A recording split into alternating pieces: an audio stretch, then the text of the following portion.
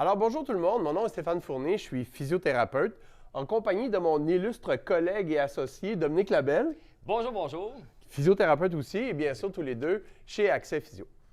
Aujourd'hui, on va se parler de thérapie manuelle au genou, de thérapie manuelle simplifiée en fait. Dominique, qu'est-ce que tu trouves, comment dirais-tu que les jeunes, les difficultés qu'ils rencontrent en thérapie manuelle en général? Tellement nous, chez Accès Physio, on fait du mentorat, du coaching. Puis souvent, ce que je remarque avec nos jeunes physiothérapeutes, une difficulté, c'est vraiment le choix des grades. Très souvent, ça peut être difficile de choisir la bonne intensité au niveau des grades, la pression adéquate. Tu te rappelles, on avait fait quelque chose par rapport à ça dans un mentorat, justement, un coaching. Effectivement, il y a quelques mois, en fait, ce qu'on a fait, on a pris 60 thérapeutes et puis on a pris 30 patients. Les patients étaient couchés sur le ventre, on faisait une mobilisation en fermeture lombaire et on demandait aux jeunes de trouver le R2 pendant qu'on demandait aux patients d'évaluer sur 10 l'inconfort qu'ils percevaient. Alors, je fais une mobilisation, moi je perçois 2, 3 sur 10 d'inconfort ou de raideur et les variations qu'on a trouvées, Dominique, étaient incroyables. On a trouvé sur un même patient, un jeune thérapeute qui trouvait un R2 à 2 sur 10 d'inconfort du patient, alors que l'autre était à 5, 6 sur 10. Alors, on voit immédiatement les difficultés que les jeunes peuvent rencontrer à être au bon R2, au bon endroit. Et c'est ce qui fait qu'éventuellement, les jeunes peuvent se décourager de faire de la thérapie manuelle, car les résultats ne sont pas au rendez-vous. Fait que si vous êtes d'accord, on va tout de suite aller sur un patient pour essayer de voir comment on peut se simplifier la vie en thérapie manuelle. Allons-y. Alors, on est donc à regarder comment on peut se simplifier la vie en faisant la thérapie manuelle.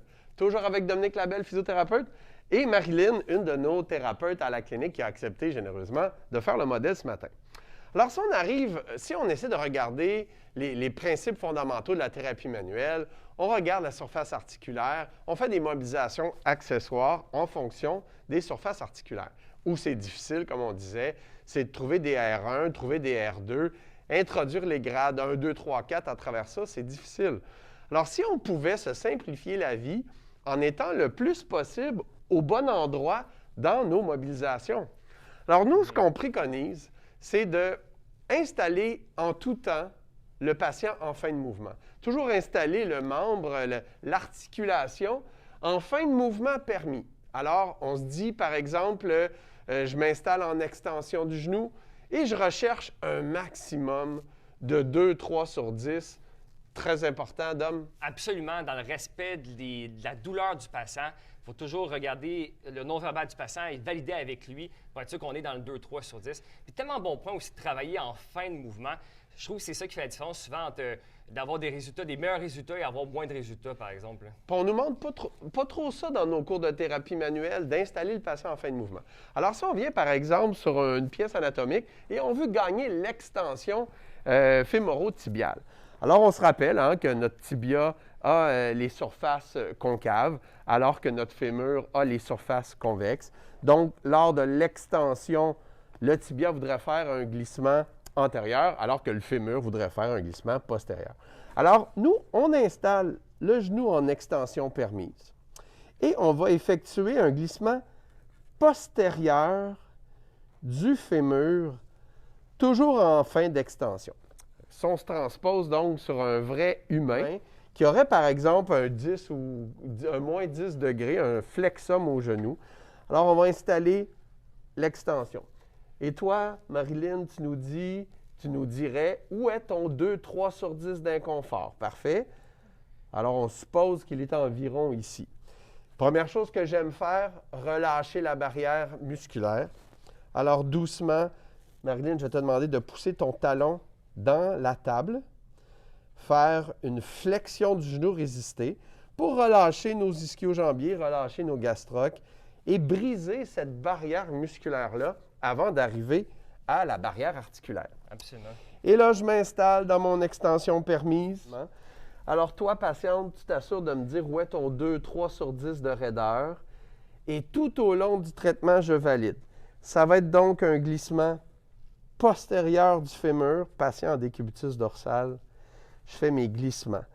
Et là, on peut introduire le grade 3, Dominique. On peut introduire le grade 4, 3 moins, 3 plus, comme on veut. mais toujours ce 3 sur 10-là de respect dans la douleur ou dans l'inconfort. À 3 sur 10, on ne parle même pas de douleur. Et je fais mes 3 séries de 70 à 90 oscillations. La fréquence varie selon l'irritabilité du patient, bien sûr. Tous les concepts qu'on a compris en thérapie manuelle. Fait que ça, c'est pour l'extension. Fin de mouvement, 2-3 sur 10, démobilisation par environ 30 secondes pour gagner notre extension accessoire. Si on se tourne sur le ventre maintenant, pour la flexion. Moi, j'aime pas, Dominique, faire la flexion couchée sur le dos. Tu sais, avec le genou fléchi, on fait les pressions, les glissements postérieurs de tibia. Moi, je préfère les faire en décubitus ventral. Je trouve qu'on a plus de contrôle et plus de résultats. Je sais pas ce que tu en penses. Tellement, puis en plus, on peut faire du PNF, du contracté relâché juste avant. C'est plus facile de cette façon-là. Puis en effet, dans cette position-là, on travaille beaucoup la capsule articulaire, mais on travaille aussi le myofascial en même temps. Donc, c'est une pierre deux coups, si on veut. Donc, c'est très, très efficace. Je suis bien d'accord avec toi. Puis pour bien forcer, on va vous le démontrer. On peut avoir des positions très ergonomiques comme thérapeute. Exactement, exactement. Je vais te monter la table un petit peu. Ah, c'est gentil. Fait on se met confortable et le fait de travailler en fin de mouvement, Dominique, rend tellement la tâche plus facile pour le thérapeute qui a moins à travailler fort puisqu'il est déjà appuyé dans le 2-3 sur 10. Alors, si Marilyn avait, par exemple, 120 degrés de restriction en flexion, je l'installerais comme ça et je valide mon 3 sur 10.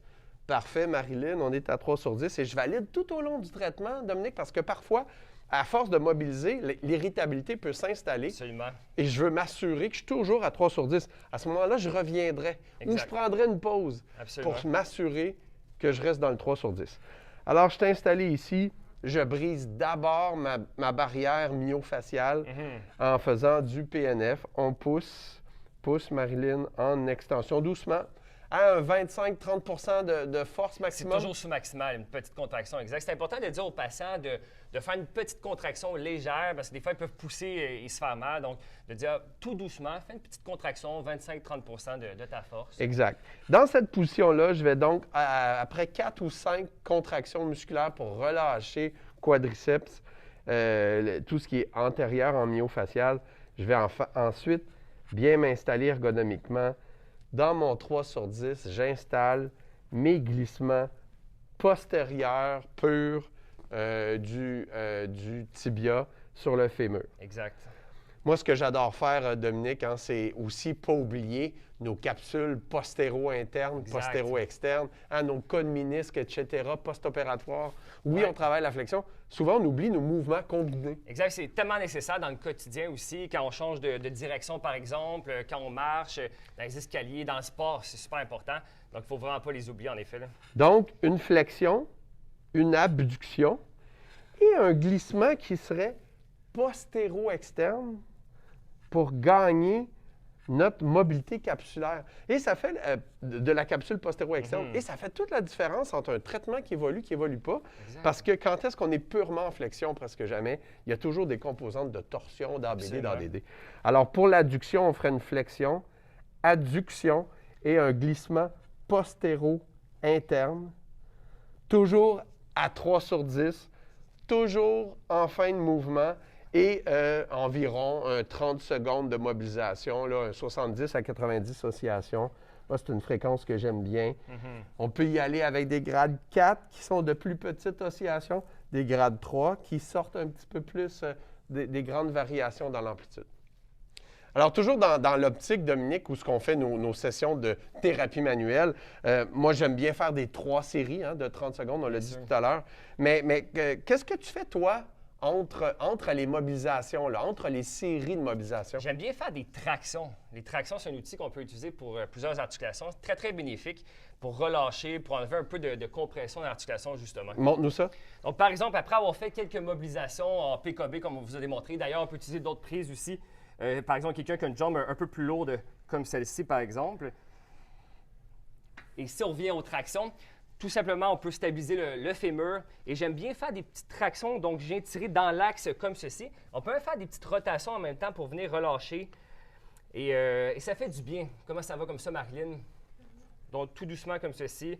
Quelqu'un qui a une jambe un peu plus lourde, par exemple, pas de problème, un peu plus en proximant, on peut prendre les 2 bras comme ceci, venir mobiliser. Et ensuite, on peut refaire nos mobilisations par la suite. nos 3 séries de 30 secondes d'oscillation tranquillement. On revient. Et les patients adorent ça, des cas de ménisque par exemple, ou des cas d'arthrose qui est très symptomatique, douloureuse. Ça fait vraiment du bien cette position-là. Excellent, on continue. Donc, en conclusion, la thérapie manuelle, ça fonctionne bien, c'est essentiel au suivi du patient, à son évolution pour le gain de mobilité articulaire. On fait ça en fin de mouvement, dans le 3 sur 10, dans le respect de la douleur, et on a d'excellents résultats avec ça. Absolument, bien dit. Alors, merci beaucoup. On continue, on continue notre webinaire. Et on n'oubliera pas, Dominique, qu'avec chaque technique de thérapie manuelle vient son exercice de consolidation à la maison. Chez Accès Physion, on combine les deux, thérapie manuelle et exercice, pour consolider. Bien sûr, donc c'est important. On dit de prioriser, par exemple, avec nos patients. Donc, si on a trouvé que c'était la flexion du genou qui était limitée, on fait un traitement de thérapie manuelle de flexion du genou et on donne un exercice de maintien aux patients pour qu'ils puissent travailler la flexion du genou aussi à la maison, bien sûr. La combinaison du hands-on et du hands-off est toujours gagnante. Excellent.